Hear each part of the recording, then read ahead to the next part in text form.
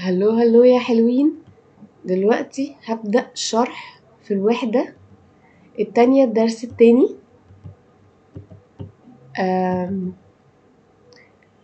الدرس التاني بس مش هنبدأ بشرح الكلمات.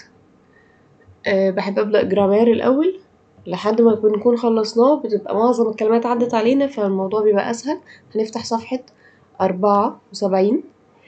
هنلاقي الوحدة معانا أو الدرس معانا هنا بيبدأ بفيرب أفوار. فيرب افوار ده سبق وشرحته قبل كده في الوحدة الأولى، لأن كان فيه جمل كتيرة قوي معتمدة عليه. هناخده بشكل شرح تاني، بس في نفس الوقت مفروض مراجعة.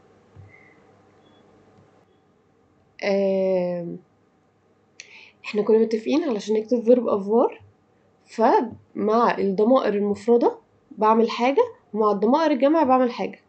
طب ايه هي الضمائر؟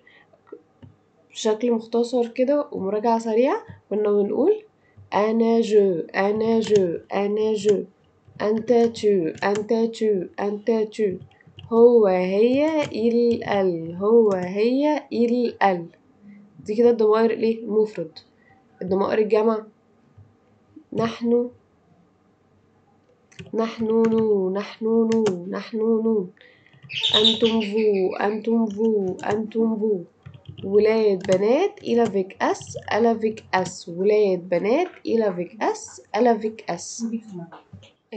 طيب الضمائر عشان مهمة قوي فاحنا قلنا مهم نكتبهم ومهم نبقى عارفين معناهم، مش بس اكتبهم صح. فاحنا كنا قايلين انا جو جي او حرف الاي، تو انت تو حرف اليو انت تو انت تو، هو هي ال هو هي ال هو هي ال. طيب وانا لو عايزة اكتب ولاد يعني بدل هو وهي يبقى هم وهن، فهي الإلة دي بس هحط لها اس يعني تبقى كده. لو عايزة بنات هي الال واحط لها في الاخر اس، فالمعنى تحول من مفرد لجمع. المعنى تحول من مفرد لجمع، يعني حطيت اس بقت مينفعش اقول هو، لو حطيت اس يبقى هم. فكنا بنقولها بطريقة سهلة ولاد بنات. يبقى انا جو انا جو انا جو، انت تو انت تو انت تو، هو هي ال هو هي ال، ولاد بنات إلى فيك أس ألا فيك أس. وكان عندنا اتنين ضمائر كده لوحدهم اللي هما نحن نو أنتم فو، دول شبه بعض. نحن نو نحن نو نحن نو، أنتم فو أنتم فو أنتم فو. هما دول كده مهمين قوي. مهم نبقى عارفين نكتبهم علشان مطلوب مننا نكتب جمل، مهم نبقى عارفين معناهم. نرجع بقى تاني الفيرب افوار. رجعنا الفيرب افوار، كل الحكايه ان انا هكتب الضمائر زي ما احنا لسه اخدينها بالظبط مع اختلاف صغير قوي اللي هو ايه. هاجي عند الجو ما ينفعش اكتب جي اي. ليه ما ينفعش اكتب جي اي؟ علشان تصريف فيرب افوار اول حرف هو حرف الا، فلما باجي اكتب جو اللي هي جي اي كده واجي اكتب بعدها كده جالي اتنين متحرك ورا بعض، فده ما ينفعش. الحل ايه؟ ان انا بشيل الاي دي واحط مكانها apostrophe، فبكتبها بالشكل ده. طيب باجي اعمل ايه بقى مع الجو والتو والإل والال؟ الجو والتو والإل والال الاربع ضمائر المفردين كلهم بياخدوا حرف كلهم بياخدوا حرف ا ا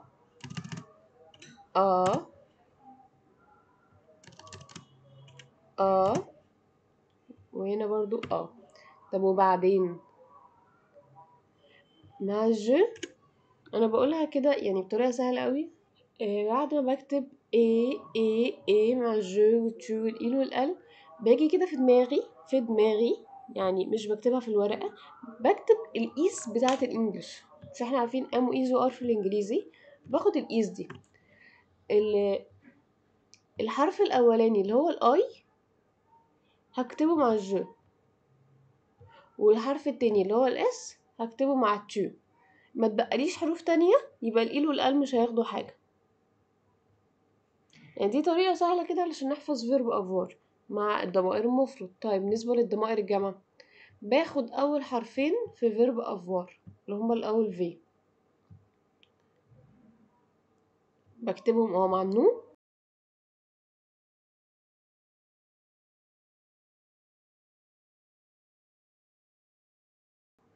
باخد اول حرفين مع فيرب افوار اكتبهم مع النو ومع الفو،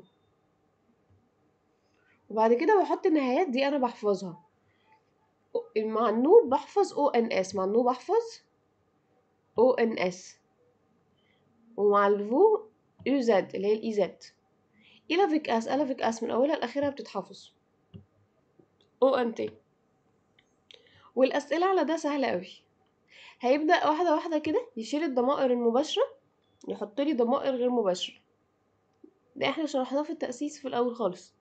هنحل الدفوار، ولو في اي مشكله هنراجع عليهم تاني، بس دول كده علشان ندخل في حاجات جديده يعني. مثلا قال لي رامي اموا، احنا كنا اخدين لو جاب لي اسم اموا بتساوي ايه؟ بتساوي نو، وهكذا بقى. هو بدأ يشيل لي الضمائر المباشره، يحط لي ضمائر او اسماء غير مباشره، المفروض انا احولها لضمائر بس. فنحل ده، واللي مش فاكرينه هنراجعه مع بعض. طيب ندخل بقى على حاجه مهمه، ايام الاسبوع.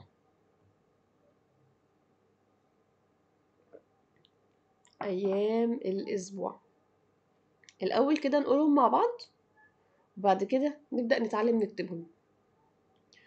lundi mardi mercredi، lundi mardi mercredi، lundi mardi mercredi، jeudi vendredi samedi dimanche، jeudi vendredi samedi dimanche، lundi mardi mercredi، jeudi vendredi samedi dimanche.